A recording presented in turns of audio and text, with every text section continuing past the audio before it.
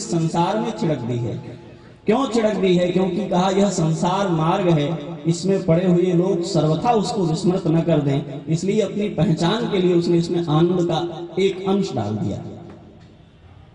और हम इतने तुच्छ हैं, ये बताएं महल कहाँ समाप्त होता है, कहाँ से जंगल शुरू होता है, उस छोटे बालक को इतना भी पता नहीं है। वो राजा का पुत्र है, उसको बगीचे में गुल्ली डंडा खेलने के लिए तो अवसर मिलता नहीं। पहली बार ऐसा अवसर बना है कि ध्रुव को पिता का महल छोड़कर बाहर निकलना पड़ा है।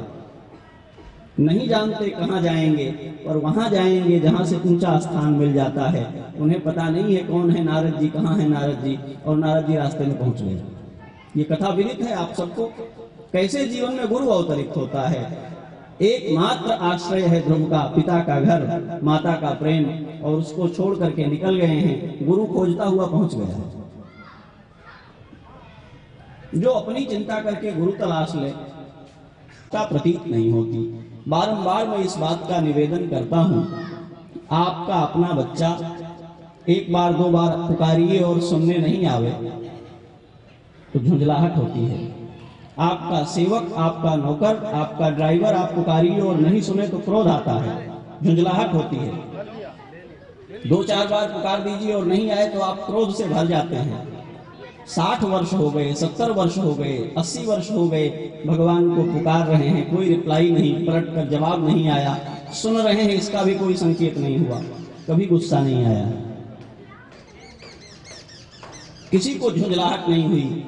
कोई ऐसा इसमें बैठा हो जो कहे कि हम 45 दिए हम भी पुकार रहे हैं, कोई जवाब आएगा ये विश्वास भीतर है ही नहीं।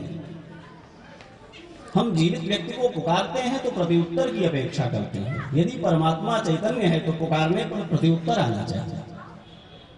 हमें सुनाई नहीं पड़ता। हम अपनी आस्था के सहारे, बंध्या आस्था के सहारे, जो कभी फलित नहीं हो रही है, फेंकते चले जा रहे हैं और मान रहे हैं। जो खो जाने के लिए, जो अपने को मिटा देने के लिए प्रस्तुत हो जाए, उसके जीवन में गुरु अवतरित होता है। जब गोविंद कृपा करी तब गुरु मिलिया आए। क्योंकि गोविंद और गुरु कोई दो तत्व नहीं है। गोविंद और गुरु कोई दो तत्व नहीं है। जिज्ञासु के जीवन में जो अवतरित होते हैं उन्हीं गोविंद को गुरु कहा जाता है। चतुर्विधा भजन्ते माम, आप याद करिए पंक्ति, जिज्ञासु के जीवन में परमात्मा जब अवतरित होता है तो गुरु कहलाता है तो ब्रह्म कहलाता है। यह गुरु अलग अलग स्थानों में, अलग अलग उपाधियों में व्यक्त होता है, और जिनको मिला है वो अपने अनुसार उनकी व्याख्या करते हैं। जिज्ञासु के जीवन में ईश्वर आता है तो जिज्ञासु को ज्ञान की इच्छा होने के कारण वो उसको गुरु अभिहित करता है। गुरु भी आवे और इसका हिस्सा होकर रहे, इसके लिए प्रस्तुत है। इस बात के जलना क्या है, कैसे घर जलता है। महाराज भर्तृहरि की कथा, जिसका मैं बारंबार उल्लेख करता हूं, आपको स्मरण होगा। हम जिन विश्वासों में अब तक जीते आए हैं, जिस दिन गुरु आएगा उन्हें भंग कर देगा। हम ऐसा गुरु खोजते हैं जो हमारे प्रश्न सुने तो वाह वाह करके सब ठीक कर दे। और गुरु कैसा होता है? वो स्वामी जी कहते हैं शंकर रूपिणम, शंकर जी की तरह होता है। भाइयों में केवल डांटते ही रह गए। ऐसा पूछा जाता है, तुम्हारा प्रश्न भी गलत है, तुम्हारे प्रश्न के हिसाब से उत्तर देंगे तो तुम्हें कुछ नहीं मिलेगा। तो गुरु कौन है? कहा पहले तुम्हारे प्रश्न को सीधा करेगा, ठीक करेगा, और फिर उसमें उत्तर भरेगा, फिर उत्तर देगा। भगवान श्री कृष्ण को अर्जुन कहते हैं मैं आपका शिष्य हूं। आज इस समय गुरु और शिष्य यहां मंत्र लेने का समय है, तो कहा प्रभु इसके पहले कभी समझ में ही नहीं आया कि मैं भटका हुआ हूं। इसके पहले तक तो मेरा गांडीव चलता ही रह गया, तो आवश्यकता क्या है। हिंदी के एक निबंधकार ने बहुत छोटी सी बात, लोहे में गढ़ लेता हूं, मुझे ईश्वर की क्या आवश्यकता। तपाए हुए लोहे को अपने हथौड़े से जो चाहता हूं आकार दे लेता हूं। मेरे जीवन में ईश्वर की क्या जगह, अवकाश कहां है ईश्वर का। अर्जुन कहते हैं महाराज अब तक तो कभी लगा ही नहीं कि कुछ समझना बाकी है, सब कुछ गांडीव से सिद्ध हो सकता है। आज क्या कठिनाई है, आज जो लोग गांडीव के लक्ष्य हैं उन पर चलने को मेरा गांडीव प्रस्तुत नहीं है। संसते हस्तात, ये गिर रहा है। आज गांडीव हाथों से गिर रहा है और आज ये लग रहा है कि गुरु की आवश्यकता है। ये गांडीव इन पर चलने से मना कर रहा है। और फिर वही भगवान श्री कृष्ण ने किया जो प्रश्न है अर्जुन का। भगवान कहते हैं ये तुम्हारा प्रश्न नहीं है, ये तुम्हारा प्रश्न नहीं है। क्यों नहीं है? कहा अनार्य दुष्टम, तुम तो आर्य हो ना। अर्जुन, तुम्हारे जिन विश्वासों और जिन मान्यताओं से तुम्हारे प्रश्न बने हैं, असल में वे मान्यताएं ही गलत हैं, इसलिए ये प्रश्न नहीं बनता। इसलिए यह प्रश्न नहीं बनता। तुम्हारा प्रश्न क्या है? कहा अनार्य दुष्टम अस्वर्यम अकीर्तिकरम। यदि तुम आर्य हो तो तुम्हारा यह प्रश्न नहीं है। और उन मान्यताओं के भंग हो जाने के बाद हमारे भीतर सही क्या है, इस बात की बेचैनी जब प्रकट हो जाती है, जब तत्व को जानने के लिए हमारा रोया रोया को याद कर लीजिए। जिस समय आपका रोया रोया ज्ञान लेने के लिए प्रस्तुत होता है, उस समय आपके चारों ओर की प्रकृति गुरु हो जाती है। दिखाई पड़ने वाले व्यक्ति का चुनाव नहीं। गुरु होने का अर्थ अपने भीतर के औंधेपन को ठीक करना। उसके बाद जो बरसता है वो हमारे भीतर भरेगा, उसके बाद जो बरसता है वो हमारे भीतर टिकेगा। गुरु की कृपालुता, उसकी दया, उसकी करुणा, इन सब को लेकर के हमारे शास्त्र अनेक आख्यान सुनाते हैं। किया उसको ज्ञान का उपदेश किया। एक छोटी सी युक्ति जिससे आपको गुरु की महिमा समझ में आएगी। मुझे ईश्वर पर व्याख्या दे सके, न ईश्वर शब्द का निर्वचन कर सके और न स्वयं ही ईश्वर का ज्ञान व्यक्त कर सके। भगवान होगा तो तुम ईश्वर तो हो सकते हो, किंतु ईश्वर को जान नहीं सकते। गुरु कैसे हमारे जीवन में उपयोगी होता है? कहा कदाचित ईश्वर सो जाए, कदाचित हमारे जीवन से ईश्वर सत्ता अनुपस्थित हो जाए। ऐसा नहीं हो सकता। कहा किंतु हो जाए तो ऋषियों ने इसे भी समझाया है। आषाढ़ शुक्ल एकादशी को हरिशयनी एकादशी कहा जाता है। के लिए ईश्वर सन्नद्ध था, अभी वह सो गया है, तो कहा यदि परमात्मा भी सो जाए तो गुरु जागता रहता है। और कम से कम मेरी जानकारी में कोई गुरु शयनी नहीं है, कोई तिथि ऐसी नहीं है जिसमें गुरु जी के शयन करने की चर्चा। भी अपने को परमात्मा में विलीन नहीं करता है, उसे गुरु कहते हैं। परमात्मा का वह हिस्सा जो उसके अस्तित्व में विलय न हो, जिसको शेष कहते हैं हम लोग, उन्हीं शेष को जीवाचार्य, उन्हीं को गुरु के रूप में प्रतिष्ठित किया। भगवान श्री राम के साथ, भगवान श्री कृष्ण के साथ, अथवा भगवान श्री रामानुज के रूप में, अथवा भगवान पतंजलि के रूप में गुरु अवतरित होते हैं। इनको शेषावतार कहते हैं। अभिप्राय क्या है? कहा यही गुरु ईश्वर होता हुआ भी अपने को ईश्वर से भिन्न करता है। क्यों? कहा ईश्वर सत्ता का बोध जीव में प्रकट हो सके, इसके लिए। मैं ही ईश्वर हूं ऐसा कह करके उपदेश करने पर कदाचित भ्रम हो तो गुरु अपने से उसको पृथक करता है। और वह गुरु हम खोए हुए को, जो खो चुका व्यक्ति है, जो अपना अस्तित्व, अपने स्वरूप को भूल चुका व्यक्ति है, उसको उसके वास्तविक स्वरूप का ज्ञान कराने वाला। जब तक मैं जानता हूँ कि मैं अमुक का पुत्र हूँ, अमुक का सगा हूँ, अमुक का संबंधी हूँ, तब तक गुरु की जगह कहाँ है जीवन में? हम गुरु के सामने जाएं और अपना परिचय दें, महाराज मैं फला हूँ, तब तो बहुत अच्छी बात है। ज्ञान तो तक ही गिनती पूरी होती थी। सारे लोग बारी बारी से गिन चुके, बड़े दुखी हुए, शोक में पड़ गए। हमारा एक साथी नदी में रह गया, डूब गया। 9 ही हैं हम, तो कोई उसमें दूसरा एक आया और उसने कहा कि दशमस्त्वमसि। जो भी गिनता था वो अपने को छोड़कर बाकी 9 को गिनता था, और 9 ही पूरे होते थे, सब दुखी हैं। तो उसने कहा वो 10वें तुम हो। हम जाएंगे और बताएंगे महाराज अमुक गोत्र में उत्पन्न, अमुक पिता के पुत्र, अमुक वेद के अध्यायी, अमुक बैंक के मैनेजर, अमुक संस्था के अधिकारी हम फला हैं। अब गुरु जी क्या बताऊं मैं? गुरु जी को बताना था कि तुम ब्रह्म हो, और चेले ने बता दिया कि नहीं, हम कूड़ा करकट हैं, हम तो माया हैं। तो गुरु जी पहले आपसे संघर्ष करें, आपके जाने हुए को भंग करें, तब ना अपने जाने हुए को प्रतिष्ठित करें। कि मैं कौन हूं मैं नहीं जानता, मेरा परिचय क्या है मैं नहीं जानता।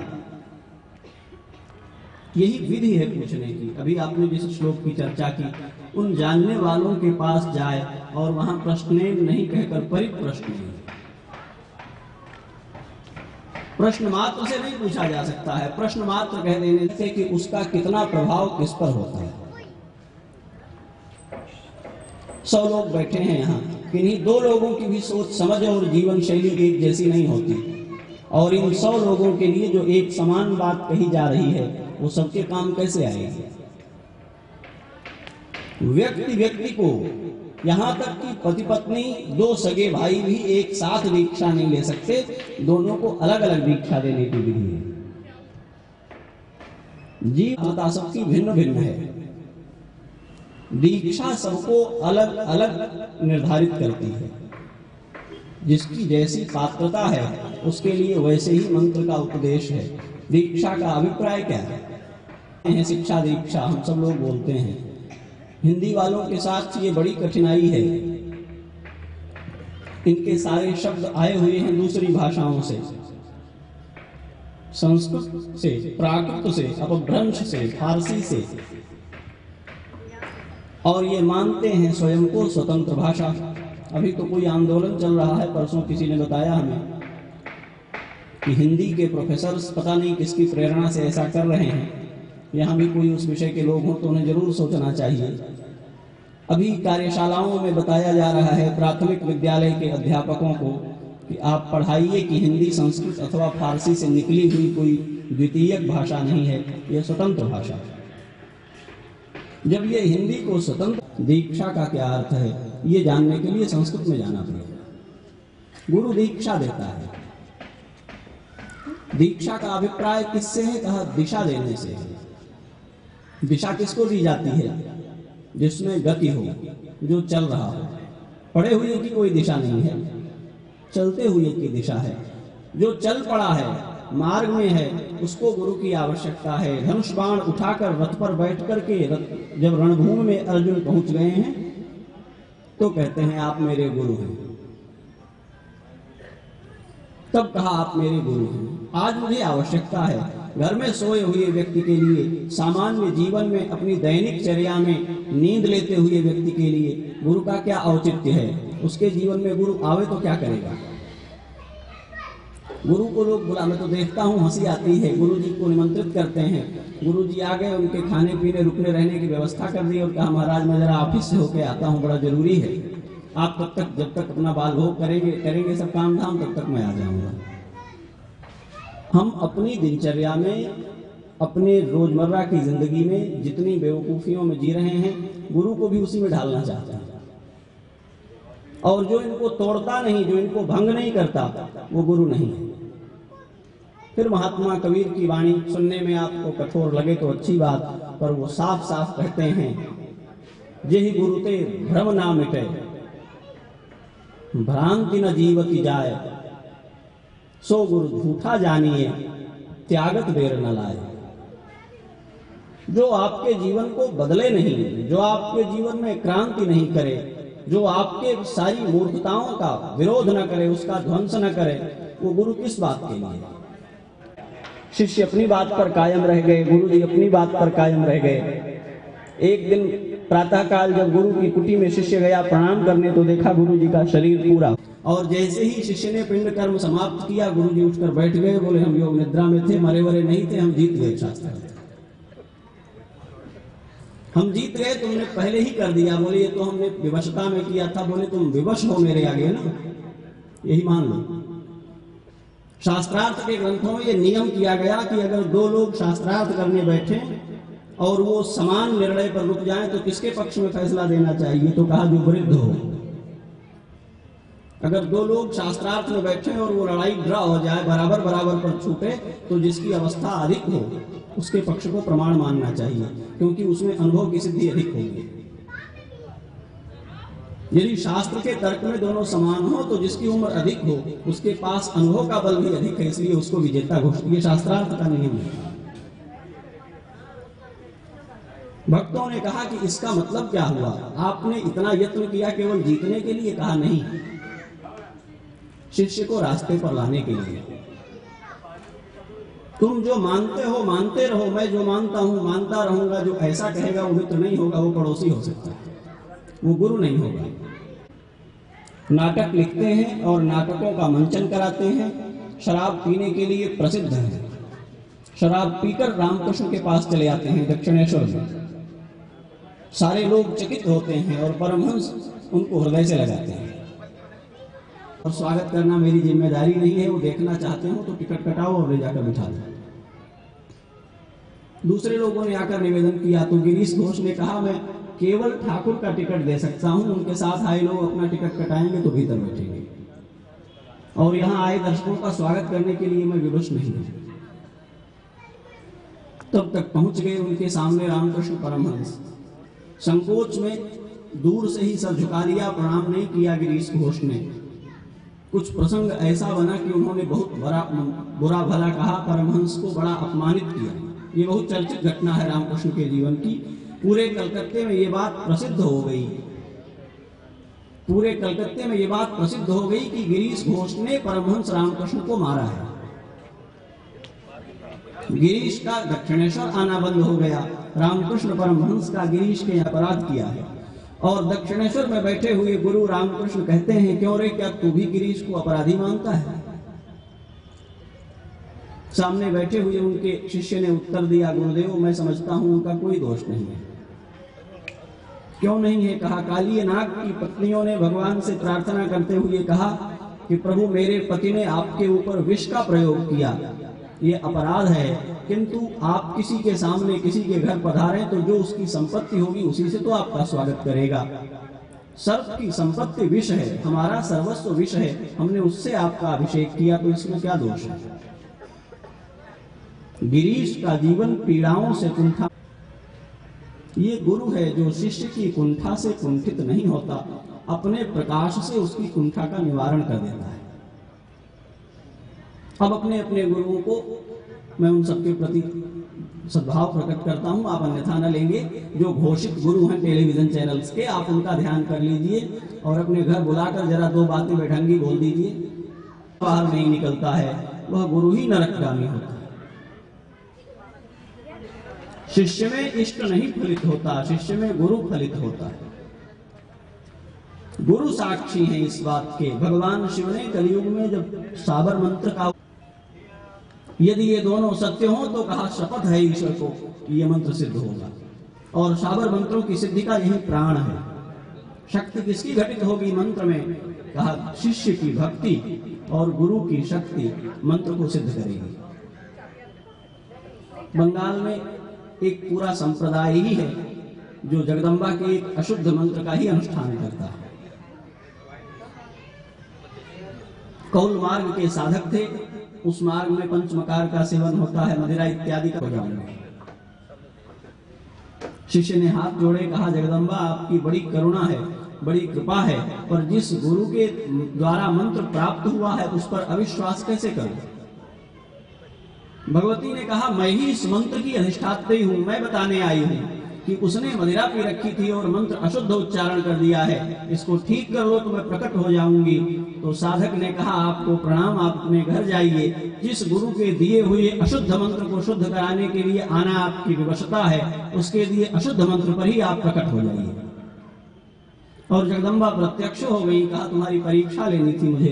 बंगाल में उन तंत्र मार्ग के साधकों को आज तक उसी मंत्र का वैसा ही उपदेश किया जाता है।